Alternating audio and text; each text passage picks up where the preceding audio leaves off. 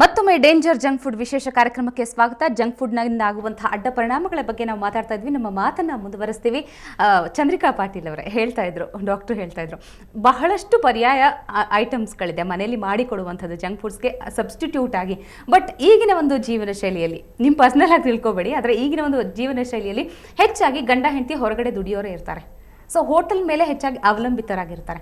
So ಇಂಥ ಟೈಮಲ್ಲಿ ಮಕ್ಕಳಿಗೆ ಇಷ್ಟೆಲ್ಲ ಮಾಡಿಕೊಡುವಷ್ಟು ಟೈಮ್ ಸಹನೆ ಎಲ್ರಿಗೂ ಇರುತ್ತಾ ಈಗಿನ ಒಂದು ಲೈಫ್ ಸ್ಟೈಲಲ್ಲಿ? ಅದು ಏನಾಗುತ್ತೆ ಅಂತಂದರೆ, ವರ್ಕಿಂಗ್ ವುಮೆನ್ಸ್ ಅವರ ವ್ಯವಸ್ಥೆನೇ ಹೀಗಾಗಿದೆ. ಆಚೆ ಹೋಗುವಾಗ ನಾವೇನು ಮಾಡಬೇಕಾಗುತ್ತೆ, ಇಂಥದೇ ಫುಡ್ ಮಾಡಬೇಕು ಅಂತ ರಾತ್ರಿನೇ ಪ್ರಿಪೇರ್ ಮಾಡ್ಕೋಬೇಕು.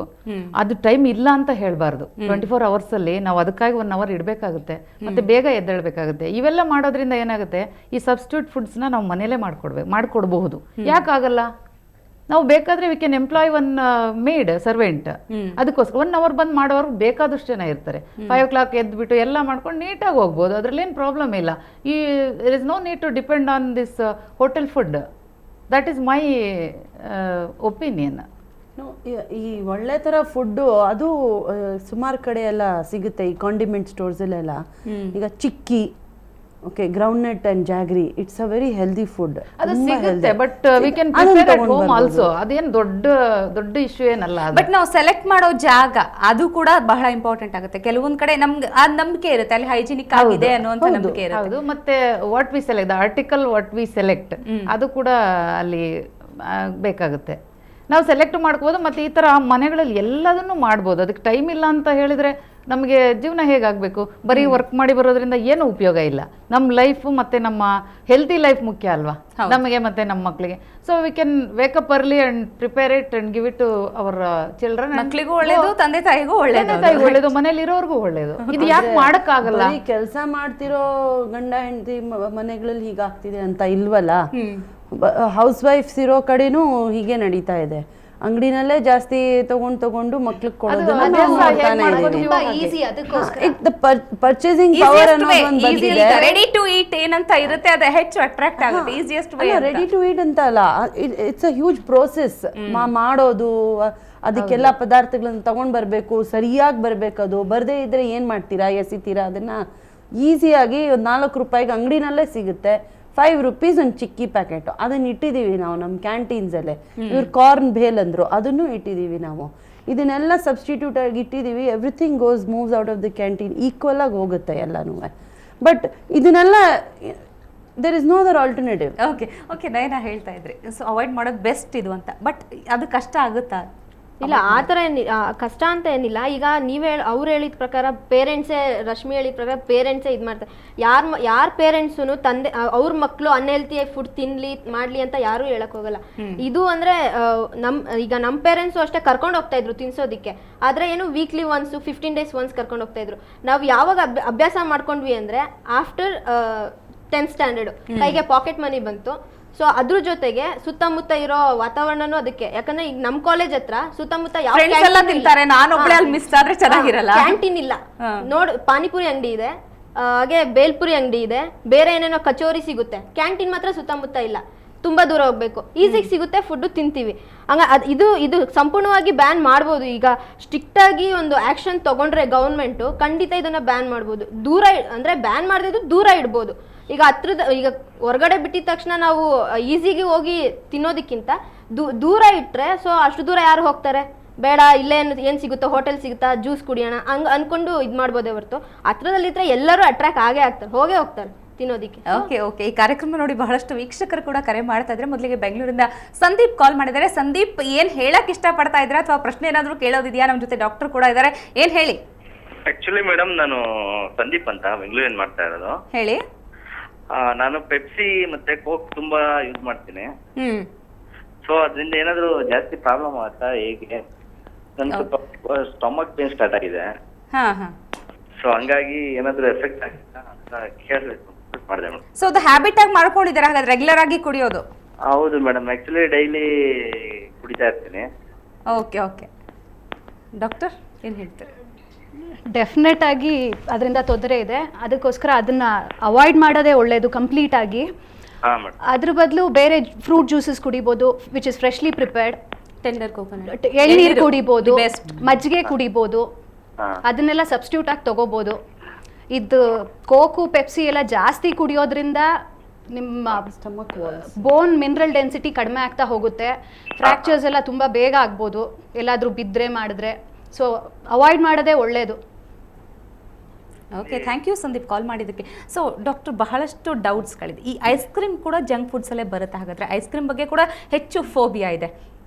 ಐಸ್ ಕ್ರೀಮ್ ತಿಂದರೆ ಹಾಗಾಗುತ್ತೆ, ತಕ್ಷಣದ ಪರಿಣಾಮನೇ ನೆಗಡಿ ಬರೋದು ಅಥವಾ ಗಂಟ್ಲು ಈ ಥರ ಆಗುತ್ತೆ. ಅದು it depends on individuals. Definitely ice cream ತಿಂದಿದ ತಕ್ಷಣ ನೆಗಡಿ ಬರಬೇಕು ಅಂತ ಏನೂ ಇಲ್ಲ. Some consider it to be a heat producing food actually. ಅದಕ್ಕೋಸ್ಕರ ಐಸ್ ಕ್ರೀಮ್ ತಿಂದಿದ ತಕ್ಷಣ ಏನಾಗೋದಿಲ್ಲ. Ice cream is just only processed with milk ಅಷ್ಟೇ. So not a problem to have. But the quantity, food ಹಾಗಾದ್ರೆ ದ ಕ್ವಾಂಟಿಟಿ, ಈಗ ಒಂದು scoop ತಗೊಂಡ್ರೆ ಪರವಾಗಿಲ್ಲ, ಬಟ್ ಒಂದಕ್ಕಿಂತ ಜಾಸ್ತಿ ಆದರೆ ಅಗೇನ್ ಕ್ಯಾಲರಿ ಜಾಸ್ತಿ ಆಗುತ್ತೆ. ತಿರ್ಗಾ ದಿನ ತಿನ್ನಕ್ಕೆ ಶುರು ಮಾಡಿದ್ರೆ ಆಬ್ವಿಯಸ್ಲಿ ಕ್ಯಾಲರಿ ಜಾಸ್ತಿ ಆಗಿದ ತಕ್ಷಣ ವಿತೌಟ್ ಎಕ್ಸಸೈಸ್ ದಪ್ಪ ಆಗಕ್ಕೆ ಶುರು ಮಾಡ್ತಾರೆ. ಈಗ ಐಸ್ ಕ್ರೀಮ್ಸ್ ಅಲ್ಲಿ ಸಬ್ಸ್ಟಿಟ್ಯೂಟ್ಸ್ ಬಂದಿದೆ. There is something called froyo now. It's a yogurt frost ice cream. So it is not unhealthy. Depends on selection. It is not unhealthy. It is something substitute, junk food ge substitute adu. And moreover, There are so many flavored yogurts now which is available in the market. ಅದನ್ನು ತಗೊಳ್ಬೋದು. And Gelato ಅಂತ ಒಂದು company ಬಂದಿದೆ ಈಗ. And ಆ ಕಂಪನಿಯಲ್ಲಿ they have a low temperature ice creams. So that does not decay your tooth. Okay. So they are coming up with substitutes ಬರ್ತಾ ಇದೆ ಈಗ. ಸೊ ಸಬ್ಸ್ಟಿಟ್ಯೂಟ್ಸ್ ಇಲ್ಲ ಅಂತ ಅಲ್ಲ, ಎಲ್ಲ ಕಡೆ ಇವಾಗ ಜಂಕ್ ಬ್ಯಾನ್ ಮಾಡೋ ಬದಲು they can come up with different substitutes. ಅದು ಬಂದರೆ ಒಳ್ಳೇದು ಅನ್ಸುತ್ತೆ. ಓಕೆ, ಮತ್ತೊಬ್ರೀಗ ಮೈಸೂರಿಂದ ಪ್ರೇಮ್ಲತಾ ಕಾಲ್ ಮಾಡಿದ್ದಾರೆ. ಪ್ರೇಮ್ಲತಾ, ಮಾತಾಡಿ. ಮೇಡಮ್ ನಮಸ್ತೆ. ಮೇಡಮ್ ನಮಸ್ತೆ, ಮಾತಾಡಿ. ನನ್ನ ಹೆಸರು ಮೈಸೂರಿಂದ ಮಾತಾಡ್ತಿರೋದು. ನಮ್ಮ ಮೇಡಮ್ ಹತ್ರ ಡಾಕ್ಟರ್ ಹತ್ರ ಮಾತಾಡ್ಬೇಕಿತ್ತು. ಮಾತಾಡಿ, ಹೇಳಿ. ಮೇಡಮ್ ನಮಸ್ತೆ. ನಮಸ್ತೆ ಮೇಡಮ್, ಈಗ ನನ್ನ ಪ್ರಶ್ನೆ ಇಷ್ಟೇ. ಈಗ ಕೆಲವೊಮ್ಮೆ ನಾವು ಜನರಲ್ ಆಗಿ ಹೇಳ್ತಾ ಇರ್ತೀವಿ, ಏನಂದ್ರೆ ಈಗ ಜಂಕ್ ಫ್ರೂಟ್ ತಿನ್ನೋದ್ರಿಂದ ಮಕ್ಕಳಿಗೆ ಹಾನಿಕರ ಆಗುತ್ತೆ, ಪ್ರಾಬ್ಲಮ್ ಆಗುತ್ತೆ ಅಂತ. ಈಗ ಸಾಮಾನ್ಯವಾಗಿ ನನ್ನ ಮಗನಿಗೆ 6 years, ಕಡ್ಡಾಯವಾಗಿ ವಾರಕ್ಕೊಮ್ಮೆ ಗೋಬಿ ಮಂಚೂರಿ ತಿನ್ನೋ ಅಭ್ಯಾಸ ಬೆಳೆದು ಬಿಟ್ಟೆ ಅನ್ನೋದಕ್ಕಿಂತ ನಾವು ಬೆಳೆಸ್ಬಿಟ್ಟಿದೀವಿ. ಸೊ ಆ ಮಗುಗೆ 6 ವರ್ಷಕ್ಕೆ ಆತರ ವೀಕ್ಲಿ ಒನ್ಸ್ ತಿನ್ನೋದ್ರಿಂದ ಎಷ್ಟು ಮಟ್ಟಿಗೆ ಪರಿಣಾಮ ಬೀರುತ್ತೆ, ದುಷ್ಪರಿಣಾಮ ಬೀರುತ್ತೆ, ಮತ್ತೆ ಹೇಗೆ ಅಂತ ನನ್ಗೊಂಚೂರು ಅದೊಂಚೂರು ಗೊತ್ತಾಗುತ್ತೆ. 6 ವರ್ಷದ ಮಗು ಕಡ್ಡಾಯವಾಗಿ ಗೋಬಿ ಮಂಚೂರಿ ಬೇಕೇ ಬೇಕು, ವೀಕ್ಲಿ ಒನ್ಸ್ ಆದ್ರೂ ತಿನ್ಸ್ಲೇಬೇಕು ಅಂತ ಹೇಳ್ತಿದ್ದಾರಂತೆ. ಅವನ್ನ ಕನ್ವಿನ್ಸ್ ಮಾಡ್ಲಿಕ್ಕೆ ಆಗಲ್ಲ ನಮ್ಗೆ ಅಷ್ಟು ಮಟ್ಟಿಗೆ. ಕೆಲವೊಮ್ಮೆ ನಾವೇನೋ ಅವಾಯ್ಡ್ ಮಾಡಿದ್ರೆ ಈಗ ಅಕ್ಕಪಕ್ಕದಲ್ಲಿ ಅಥವಾ ನೈಬರ್ಸ್ ಅಥವಾ ನೀವು ಹೊರಗಡೆ ಹೋಟೆಲ್ ಕರ್ಕೊಂಡು ಹೋಗಿ ತಿನ್ನಿಸ್ತಾ ಇದ್ದೀರಾ ಅಥವಾ ಮನೇಲೆ ತಿನ್ನಿಸ್ತಾ ಇದ್ದೀರಾ? ಮನೇಲೆ ತಿನ್ನಿಸ್ತಾ ಇದ್ದೀರಾ? ಮನೇಲೆ ಮಾಡಿ ತಿನ್ನಿಸ್ತಾ ಇದ್ದೀರಾ? ಹೊರಗಡೆ ಹೊರಗಡೆ ಹೋಗೋದು ಆದಷ್ಟು ಅವಾಯ್ಡ್ ಮಾಡಬೇಕು. ಇಲ್ಲ ಅಂತಂದ್ರೆ ಹೊರಗಡೆ ಹೋದ್ರೆ ನೀವು ಬೇರೆ ಪದಾರ್ಥಗಳನ್ನ ಟ್ರೈ ಮಾಡೋಣ ಅಂದ್ಬಿಟ್ಟು ಮಗುಗೆ ಎನ್ಕರೇಜ್ ಮಾಡಬೇಕು. ಈಗ ಬೇಲ್ಪುರಿ, ಪಾನಿಪುರಿ ಎಲ್ಲ ತಿನ್ಬೋದು. ಈಗ ಪಾನಿಪುರಿನಲ್ಲಿ ಮೊಳಕೆ ಕಟ್ಟಿದ ಕಾಳು ಹಾಕಿ ಮಾಡ್ಕೊಡ್ತಾ ಇದ್ದಾರೆ, ಬಟಾಣಿ ಹಾಕ್ತಾರೆ, ಆಲೂಗಡ್ಡೆನೇ ಹಾಕಿ ತಿನ್ನಬೇಕು ಅನ್ನೋದೇನೂ ಇಲ್ಲ. ಮತ್ತು ಬೇಲ್ಪುರಿ ಎಲ್ಲ ತರಕಾರಿ ಹಾಕ್ಸ್ಕೊಂಡು ಆ ಸೇವ್ ಹಾಕ್ಸ್ಕೊಳ್ದೇ ಇದ್ರೆ ಮುಗೀತು. ಮಗುಗೂ ನೀವು ಎನ್ಕರೇಜ್ ಮಾಡ್ಬೇಕು, ಡಿಫ್ರೆಂಟ್ ವೆರೈಟಿ ಆಫ್ ಫುಡ್ಸ್ ತಿನ್ನಬೇಕು ಅಂದ್ಬಿಟ್ಟು. ಅದರಲ್ಲಿ ಏನೂ ಇಲ್ಲ ಅಂತ ನೀವು ಒಂದ್ಸಲ ಅದಕ್ಕೆ ಮಗುಗೆ ಅರ್ಥ ಆಗೋ ಥರ ಹೇಳಿದ್ರೆ ಡೆಫಿನೆಟಾಗಿ ಅದನ್ನು ಪ್ರತಿ ವಾರ ಕೇಳೋದನ್ನ ಅವಾಯ್ಡ್ ಮಾಡ್ತಾನೆ ಮಗು. ಓಕೆ, ಥ್ಯಾಂಕ್ ಯು ಪ್ರೇಮ್ಲತಾ ಕಾಲ್ ಮಾಡಿದ್ದಕ್ಕೆ. ಈಗ ಕ್ರಿಸ್ಟೋಫರ್ ಅಂತ ಕಾಲ್ ಮಾಡಿದ್ದಾರೆ. ಕ್ರಿಸ್ಟೋಫರ್, ನೀವು ಮಾತಾಡಿ. ಕ್ರಿಸ್ಟೋಫರ್, ಮಾತಾಡಿ. ಹಲೋ, ಮಾತಾಡಿ ಕ್ರಿಸ್ಟೋಫರ್. ಮೇಡಮ್ ನಂದು ಒಂದು ಪ್ರಶ್ನೆ ಏನಂದ್ರೆ, ನಾವು ಸೋಡಾ ಮೇಕರ್ ಮನೇಲೆ ಇರುತ್ತಲ್ವಾ, ಹೇಳಿ. ಸೋಡಾ ಮೇಕರ್ ಮನೇಲೆ ನಾವು ಈ ಕೋಕು ಇದೇ ತರ ಮಾಡಿ ಅದನ್ನ ಮಕ್ಳಿಗೆ ಕೊಡ್ಬೋದಾ ಅಂತ? ಡೆಫಿನೆಟ್ ಆಗಿ ಒಳ್ಳೇದಲ್ಲ. ನಾನು ಆಗ್ಲೇ ಹೇಳ್ದೆ ಕೋಕ್ ಕುಡಿಯೋದ್ರಿಂದ ಏನೇನ್ ಪರಿಣಾಮ ಬೀರುತ್ತೆ ಅನ್ಬಿಟ್ಟು. ಹಲ್ಲು ಚಿಕ್ಕ ಮಕ್ಕಳಿಂದ ಕುಡಿಯೋಕ್ ಶುರು ಮಾಡಿ ಅದು ಆಚೆ ಇದ್ರಿಂದ ಯಾವ ನೀರು ಯೂಸ್ ಮಾಡ್ತಾರೆ ಅದೆಲ್ಲ ಇರುತ್ತೆ. ಬಟ್ ಇಲ್ಲಿ ಇದು ಮಾಡೋದ್ರಿಂದ ನಾವೇ ನಮ್ಮ ಫಿಲ್ಟರ್ ವಾಟರ್ ಯೂಸ್ ಮಾಡಿ ನಾವು ಮಾಡೋದ್ರಿಂದ ಅದ್ರ ಬದಲು ಬೇರೆ ಏನಾದ್ರೂ ತಗೋಬೋದಲ್ಲ, ಕೋಕೆ ತಗೋಬೇಕು ಅನ್ನೋದೇನಿಲ್ವಲ್ಲ. ಅಲ್ಲ ಅಂದ್ರೆ ಮಕ್ಕಳಿಗೆ ಅದು ಬೇಕು ಸೋಡಾ ಅಂತ ಮೇಕರ್ ಇಂದ ಮನೆಯಲ್ಲಿ ನೀರನ್ನು ಯೂಸ್ ಮಾಡಿ ಮಾಡಬಹುದು ಅಂತ ಹೇಳ್ತಿದ್ದಾರೆ. ಬಟ್ ಕಾನ್ಸಂಟ್ರೇಷನ್ ಕಡಿಮೆ ಇರಬಹುದು. ಸೋಡಾನಲ್ಲಿ ಸೋಡಿಯಂ ಜಾಸ್ತಿ ಇರುತ್ತೆ, ಡೆಫಿನೆಟ್ ಆಗಿ ತಗೊಳ್ಳೋದು ಒಳ್ಳೇದಲ್ಲ. May be once in 15-20 days ಮಕ್ಕಳಿಗೆ ಆಸೆ ಪಡ್ತಾ ಇದ್ದಾರೆ ಅಂತ 1 ಗ್ಲಾಸ್ ಕೊಟ್ರೆ ಪರವಾಗಿಲ್ಲ. ಆ ಮಕ್ಕಳು 1 ಗ್ಲಾಸಿಗೆ ಡೆಫಿನೆಟ್ ಆಗಿ ಸ್ಟಾಪ್ ಮಾಡೋದಿಲ್ಲ. 1 ಹೋಗಿ ಅದು 2 ಆಗುತ್ತೆ, ಹಾಗೆ ಅದು ದಿನ ಅಭ್ಯಾಸ ಆಗೋಕ್ಕೆ ಶುರು ಆಗುತ್ತೆ. ಅದ್ರ ಬದಲು ಬೇರೆ ಏನಾದರೂ ಸಬ್ಸ್ಟಿಟ್ಯೂಟ್ ತಗೊಳ್ಳೋದು ಒಳ್ಳೇದು. ಥ್ಯಾಂಕ್ ಯು ಕ್ರಿಸ್ಟೋಫರ್ ಕಾಲ್ ಮಾಡಿದ್ದಕ್ಕೆ. ಸೊ ಡಾಕ್ಟರ್, ಬಹಳಷ್ಟು ಡೌಟ್ಸ್ಗಳಿದೆ. ಮನೇಲಿ ಇರೋದನ್ನಾದರೂ ಮಾಡಿಕೊಡೋಣ ಅದು, ಬಟ್ ಸೋಡಾ ಮೇಕರ್ ಎಲ್ಲಿದ್ರೂ ಸೋಡಾ ಮೇಕರೇ ಅದು ಡೆಫಿನೆಟ್ಲಿಯಸ್ಲಿ. ಸೊ ಇಲ್ಲಿ ಮೇನ್ ಆಗಿ ಹೇಳೋದಂದ್ರೆ ಫ್ಯಾಟ್ ಅನ್ನೋದು ಇದರಲ್ಲಿ ಜಾಸ್ತಿ ಇರುತ್ತೆ. ಜಂಕ್ ಫುಡ್ಸ್ ಅಲ್ಲಿ ಫ್ಯಾಟ್, ಕೊಲೆಸ್ಟ್ರಾಲ್ ಕಂಟೆಂಟ್ ಜಾಸ್ತಿ ಇದೆ ಅಂತ ಹೇಳ್ತಾರೆ. ಫ್ಯಾಟ್ ಅಂದ್ರೆ ನಿಯಮಿತವಾಗಿದ್ರೆ ಅದು ಫ್ರೆಂಡ್ಲಿ ಕೂಡ ದೇಹಕ್ಕೆ. ಹೌದು. ಸೊ ಇಲ್ಲಿ ಮುಖ್ಯವಾಗಿ ಸ್ಯಾಚುರೇಟೆಡ್, ಅನ್ಸ್ಯಾಚುರೇಟೆಡ್ ಫ್ಯಾಟ್ಸ್. ಸೊ ಇಲ್ಲಿ ಹೆಚ್ಚಾಗಿ ಜಂಕ್ ಫುಡ್ಸ್ ಅಲ್ಲಿ ಹೆಚ್ಚಾಗಿ ಸ್ಯಾಚುರೇಟೆಡ್ ಫ್ಯಾಟೇ ಜಾಸ್ತಿ ಇದೆ. ಅದು ಆಕ್ಚುಲಿ ನಮ್ಮ ಬಾಡಿಗೆ ಬೇಕಾಗಿರೋದು ಓನ್ಲಿ 10%, ಬಟ್ ನಾವು ಅದಕ್ಕಿಂತ ಎಕ್ಸೀಡ್ ಮಾಡಿದ್ರೇನೆ ತೊಂದರೆ ಆಗೋದು. ಮತ್ತೆ ಜೊತೆಲಿ ಎಕ್ಸಸೈಸ್ ಇಲ್ಲದೆ ಇರೋದ್ರಿಂದ ನಾವ್ ಏನ್ ತಿಂದ್ರೂ ಬಾಡಿನಲ್ಲಿ ಅಕ್ಯುಮುಲೇಟ್ ಆಗ್ತಾ ಹೋಗುತ್ತೆ ವಿನಃ ಅದು ಕರಗೋದೇ ಇಲ್ಲ. ಅದರಿಂದ ಒಬೇಸಿಟಿನೇ ಮೇನ್ ಪ್ರಾಬ್ಲಮ್ ಶುರುವಾಗೋದು. ಒಂದ್ಸಲ ಒಬೇಸಿಟಿ ಶುರು ಆದಮೇಲೆ ಬೇರೆ ಪ್ರಾಬ್ಲಮ್ಸ್ ಎಲ್ಲ ಆಟೋಮ್ಯಾಟಿಕ್ ಆಗಿ ಬರುತ್ತೆ.